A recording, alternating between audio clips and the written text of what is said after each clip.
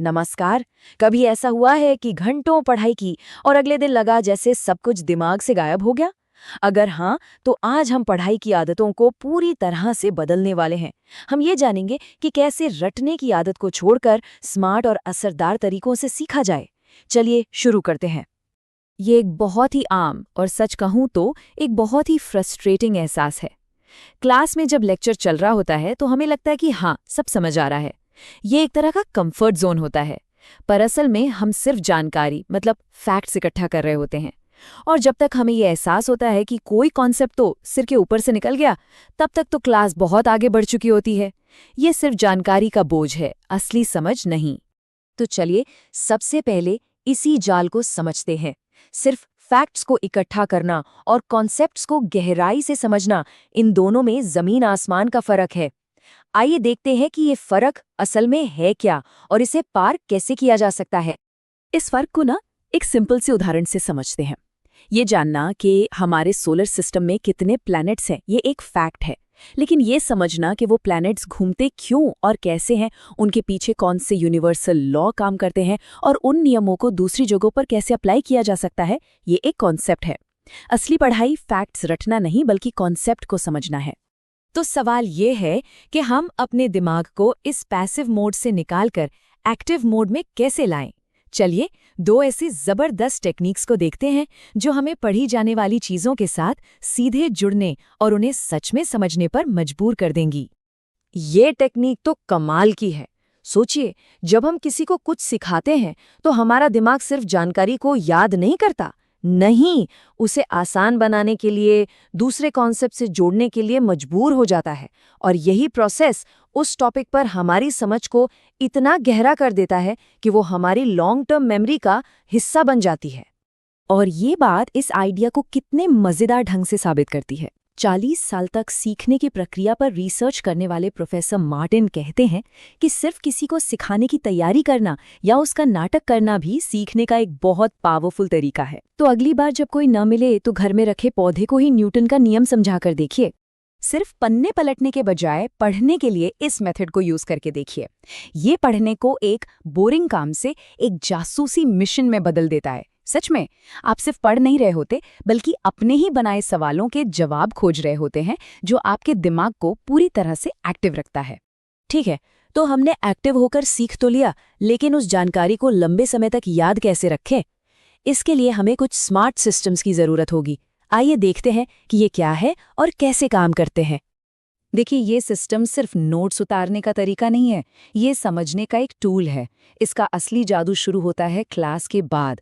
जब आप कीवर्ड्स और सवाल निकालते हैं तो आप सुनी हुई जानकारी को एक्टिवली प्रोसेस कर रहे होते हैं, और आखिरी में वो जो समरी लिखते हैं ना, उससे तो आप उसी दिन अपना पहला रिवीजन भी पूरा कर लेते हैं। ये वो गलती है जो हम में से ज्यादातर लोग करते हैं। रिवीजन करते समय पन्ने पलटकर सोचना कि हाँ, ये तो देखा देखा लग रहा है, ये तो मुझे याद है। ये असल में रिकॉग्निशन यानी पहचान है, सच्चा ज्ञान नहीं। असली टेस्ट है रिकॉल, यानी बिना देखे उस कॉन्सेप्ट को अपनी याददाश्त से निकालकर समझा पाना। यही हमारा असली गोल होना चाहिए। देखिए, दुनिया की सबसे अच्छी टेक्निक्स भी तब तक काम नहीं करती जब तक हमारा माहौल और हमारी मेंटल स्टेट सही ना हो। तो अब हम उन दो बहुत जरूरी चीजों पर ध्यान देंगे जो असरदार पढ़ाई के लिए चाहिए: हमारा समय और हमारी जगह। ये नंबर जादुई लग सकता है, पर इसके पीछे साइंस है।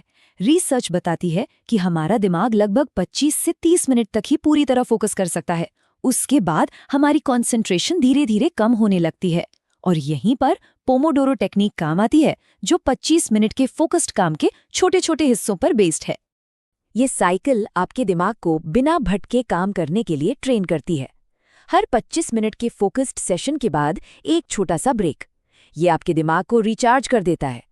ये तरीका न सिर्फ आपको बताता है कि आपने कितना ध्यान से काम किया, बल्कि आपकी प्रोडक्टिविटी को कई गुना बढ़ा सकता है।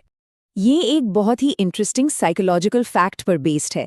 रिसर्च बताती है कि जिस माहौल में हम कुछ सीखते हैं, उसी माहौल में उसे याद करना आसान होता है। इसलिए अपनी पढ़ाई की जगह को एग्जाम हॉल की तरह शांत, साफ और बिना किसी डिस्ट्रैक्शन के बनाने की कोशिश करें। इससे एग्जाम के दौरान आपकी याददाश्त बेहतर काम करेगी। अब हम उस टूल की बात करते हैं जिसे अक्सर सबसे ज्यादा नजरअंदाज किया जाता है, लेकिन ये शायद सीखने और याद रखने की पूरी प्रक्रिया का सबसे पावरफुल हिस्सा है, और वो है नींद। MIT की ये रिसर्च चौंकाने वाली है। ये आंकड़े साफ साफ दिखाते हैं कि जैसे जैसे नींद के घंटे कम होते हैं, एकेडमिक परफॉर्मेंस में उतनी ही तेजी से गिरावट आती है। ये बात साबित करती है कि अच्छी पढ़ाई के लिए नींद से समझौता किया ही नहीं जा सकता। तो निचोड़ ये है कि अच्छी तैयारी के साथ साथ रोज रात 7 से 8 घंटे की नींद लेना भी उतना ही जरूरी है। ये कोई लग्जरी नहीं, बल्कि दिमाग की परफॉर्मेंस के लिए एक जरूरत है। परफॉर्मेंस में जबरदस्त सुधार देखने को मिलेगा। तो इन सभी टेक्निक्स को एक साथ जोड़ने वाला सेंट्रल आइडिया क्या है? वो ये है कि हमें रटने की आदत से ऊपर उठकर कॉन्सेप्ट को समझने और उसके साथ जुड़ने पर फोकस करना होगा। एक पल के लिए सोचें, आज से अपनी पढ़ाई की आदतों में सुधार लाने के लिए कौन सा एक ठोस कदम उठाया जा सकता है? क्या वो प्रोटीजे इफेक्ट होगा या फिर पोमोडोरो साइकिल? कोई एक चुनें और बस शुरुआत करें। और अंत में बस यही एक मंत्र याद रखना है, कॉन्सेप्ट रट्टे से हमेशा बड़ा होता है। जब कॉन्सेप्ट समझ आ जाता है तो जानकारी अपने आप याद रहती है। रटना एक शॉर्टकट लग सकता है, लेकिन असली और टिकाऊ ज्ञान